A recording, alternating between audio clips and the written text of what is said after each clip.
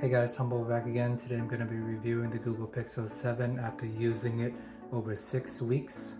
I'll talk you through my experiences with this phone. I brought it to vacation and back, and today I'm going to be giving you guys my full review.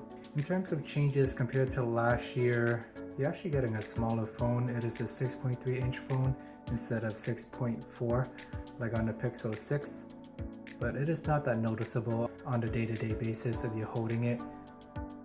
Can't really tell unless you have two phones side by side, so that's a minor change there. In terms of design, you're seeing a lot more refinement on this phone as well.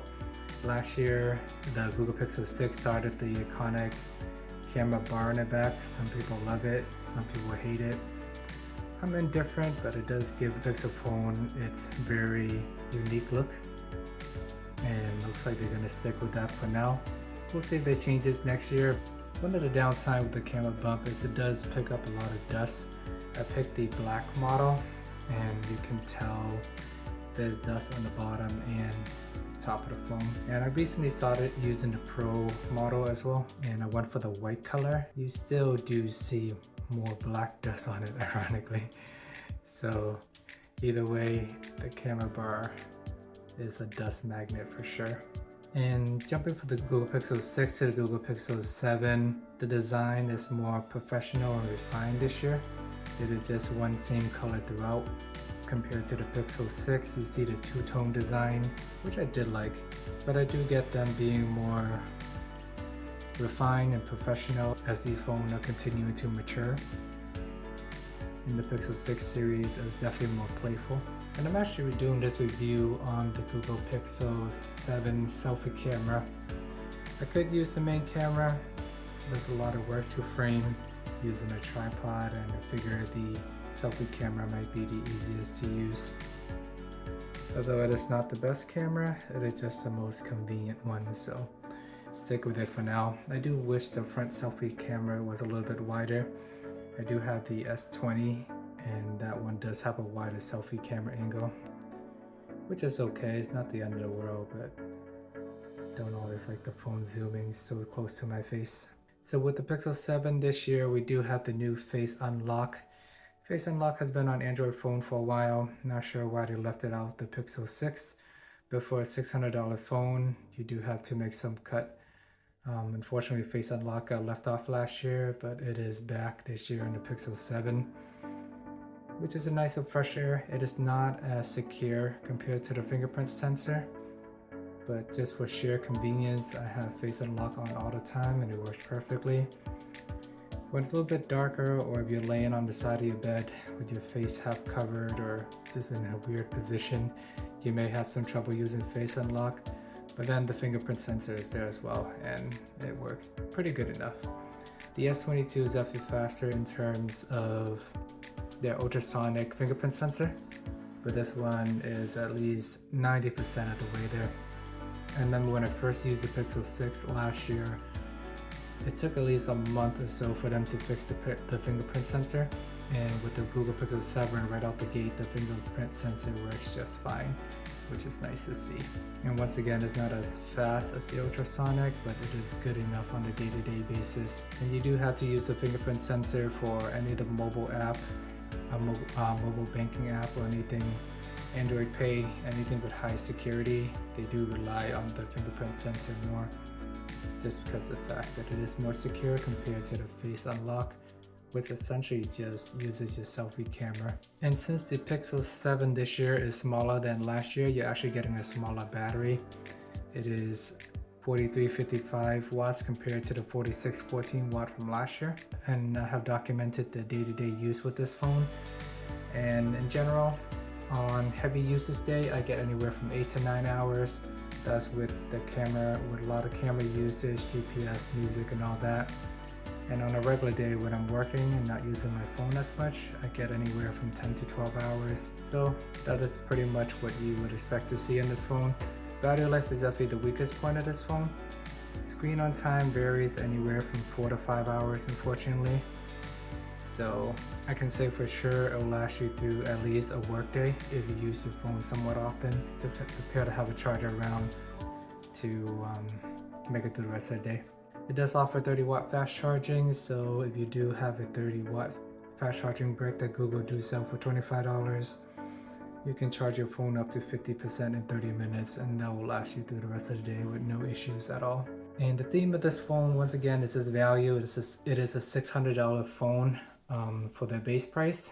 And around the holidays, Black Friday, and even Christmas coming up, I have seen it on sales for $500 or even less with some trade-in deals. And if you're looking for value in terms of that price range, I think it is a great phone for the cost. It is essentially going against Galaxy S22 at $700, and it definitely outclassed the Galaxy A53 at $553. And that one is not even a fair comparison just in terms of performance. Before using the Google Pixel 7, I was coming from the Galaxy A53, and it is super laggy and almost unusable. I'm shocked at how many units that phone actually sell compared to the Pixel series, but the Pixel 7 is way much better than that. So in addition to that, the Pixel 7 is also competing against the iPhone 14, which comes in at $800. And it all depends if you like Apple or the Android ecosystem, but if you're willing to switch, it is a pretty good bargain just for the price. This year, the Pixel 7 have the new Google G2 chip. No performance issues on my end, which is good. I know if you're looking at the Geekbench and all those testing that they have out there, it's going to show that Pixel is going to fall behind Samsung and Apple in terms of raw power. But on the day-to-day usage, it doesn't really mean much to me. The phone is super fast and fluid. I never had any issues of it stuttering or lagging or anything like that. Every now and then there's a few hiccups that may require for me to restart my phone. But I have the same issues with Samsung and iPhones in the past as well. But if you're just doing normal usage, scrolling around social media, watching YouTube, there shouldn't be any problem there. I do like gaming as well, and I don't have any issues with overheating or anything like that. I have heard some people had modem troubles or something, but for me, I personally wasn't impacted by it. But once again, it's a $600 phone that is competing against the high-end phone of what Samsung and Apple have to offer, and I still think it is a great value. And even the screen itself is brighter than the Pixel 6 last year, and I used the S22 in the past, and Samsung phone have some of the best displays, and Google Pixel 7, it is more than enough for me.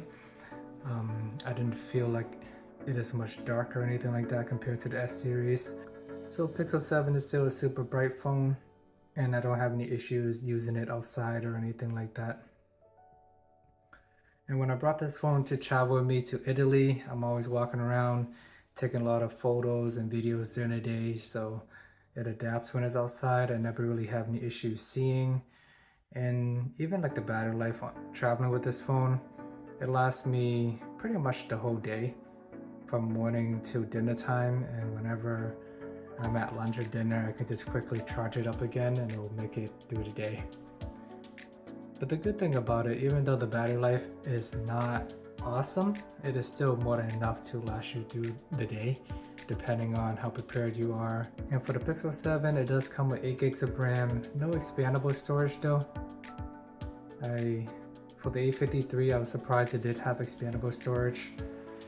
Google Pixel series and even the Nexus back in the day, they never really had it, but just wanted to point it out anyways, since if that's something that matters to you for a similar price range, the A53 does offer that.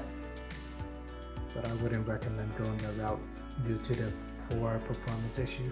Pixel 7 does have the latest Android 13 for the last month and a half, while Samsung is still doing beta testing on their flagship phones.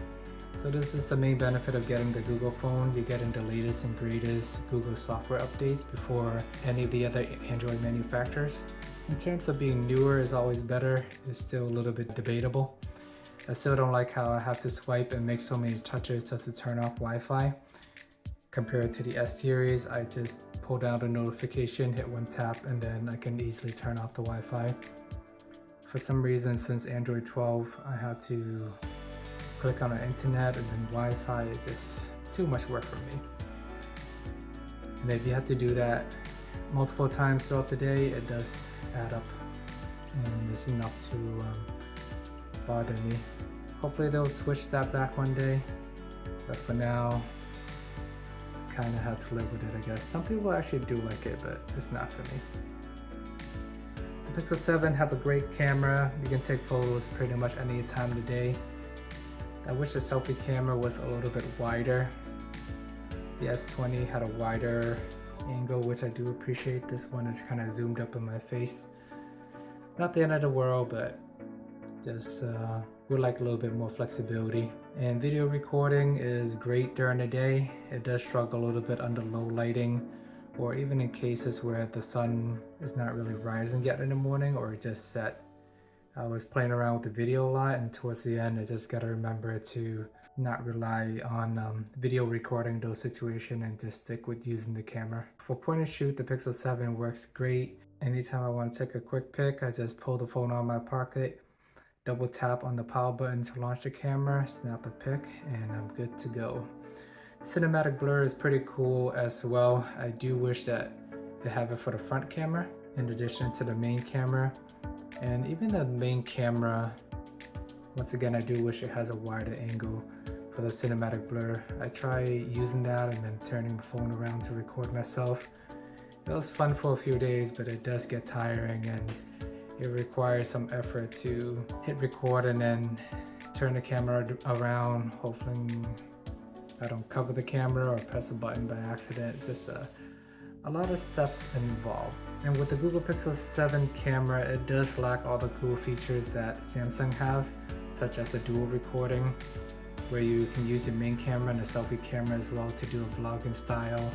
I think that's pretty cool on the S20 series, 22 series. I know I keep jumping back and forth between the S20 and the S22, but I do have the S20 as the main phone that I use to do most of my videos, and then I previously used the S22 as well, but it isn't that much of a difference in terms of the camera features there. And another feature that I do like that Samsung have and is missing on the Google Pixel 7 is if you're using the video recording function, I can easily switch between the front camera and the back camera. And on the Pixel, I can't do that. I actually have to pause the video or stop the video and then switch the camera lens there. So those are the little things that I wish there were more flexibility. Maybe Google feel like people don't use it that often, but I did find a few situations where I did want to do it and wasn't able to. Pixel 7 does have IP68 water resistant, so there are days when I'm walking in the pouring rain, like when I was traveling in Italy in front of the Colosseum.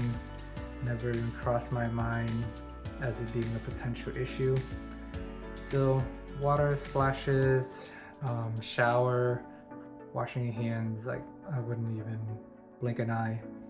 I wouldn't go scuba diving with it or anything like that. But the one downside of having too much water hitting the phone is it can get in the speaker grill. I did find that in my early days when I was listening to music in the shower, the water does still get stuck in the speaker. It may take like a day or two to get out. So you listen to the speaker volume, it may be a little distorted, and then I stopped using it in the shower altogether. So just something to keep in mind. It's not Google specific. I have similar issues on Samsung phones as well. I mean, it makes sense. If there's water stuck in the speakers, it can cause distortion. So just be aware of that. And another biggest selling point of the Google Pixel 7 is all the software updates that they do have on it. The photo and blur for now is exclusive to the Pixel 7 series. You can unblur some of the old photos that you have, even if it wasn't taken in the Pixel. It's pretty cool, but it works in very specific cases. I tried on a bunch of older photos that I have. It's kind of nice to be able to kind of refine some of them. And some cases work perfectly, some cases don't. And sometimes it unblur like a sign in the back that I don't want it to unblur. But instead, like I have like people in the forefront, it doesn't always do it perfectly. But it's still a feature that's nice to have, but I stopped playing with it after getting it for a few days. Magic Eraser is nice as well. They did have it in Pixel 6, but I personally think it's a little bit gimmicky. Samsung offers something similar. It is very hard to use and require very specific plain background or something to just kind of make it work, because there's a lot of detail and stuff going on in the background, and then you delete someone from the screen, then it's just gonna look like a weird blurry blob.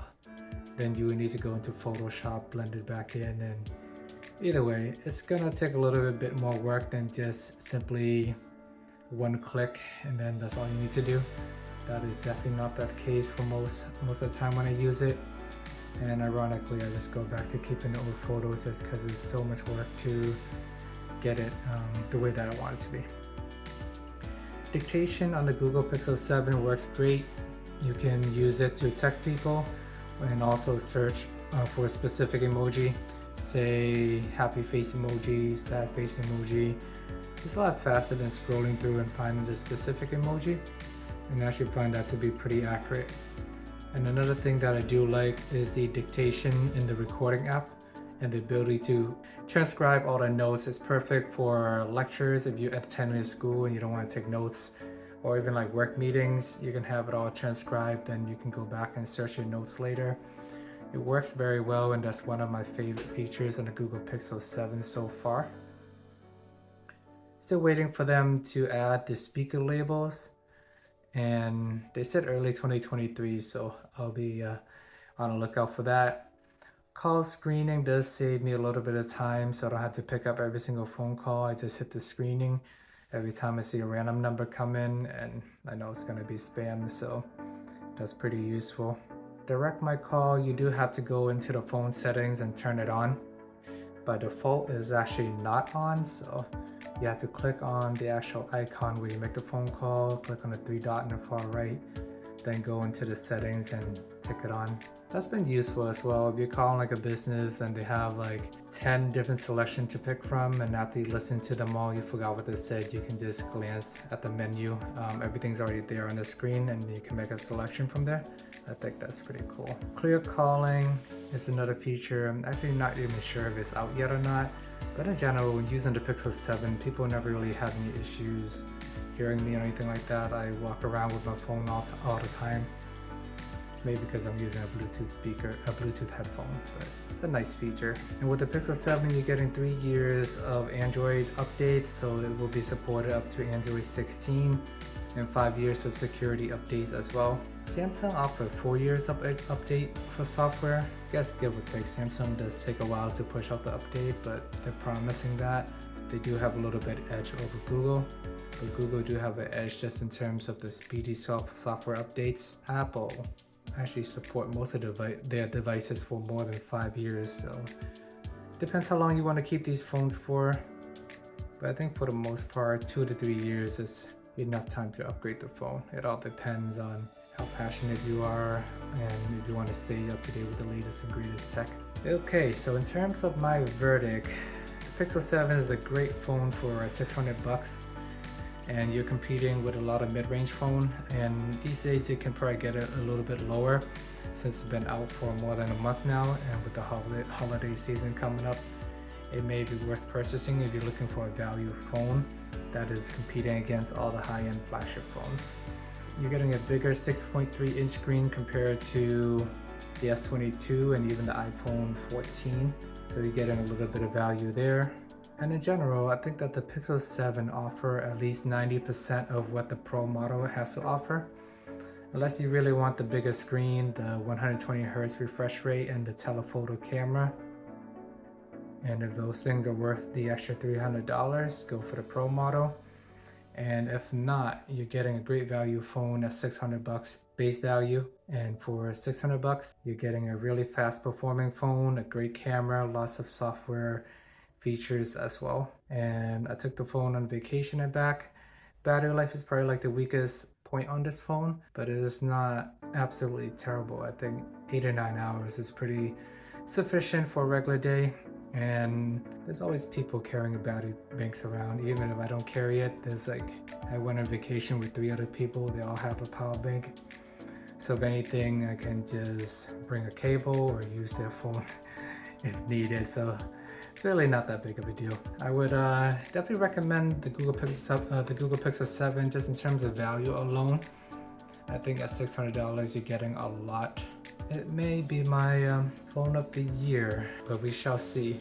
I'm currently testing out the Pro model just to see what's gonna be like for the next 30 days or so. I hope you guys enjoyed the vlog over the last 40 plus days with the Google Pixel 7. We'll see how the Pro model go, and if you want me to pick up the series again with the 7, I can definitely try and do that. Alright guys, let me know what your experience has been with the Google Pixel 7 so far.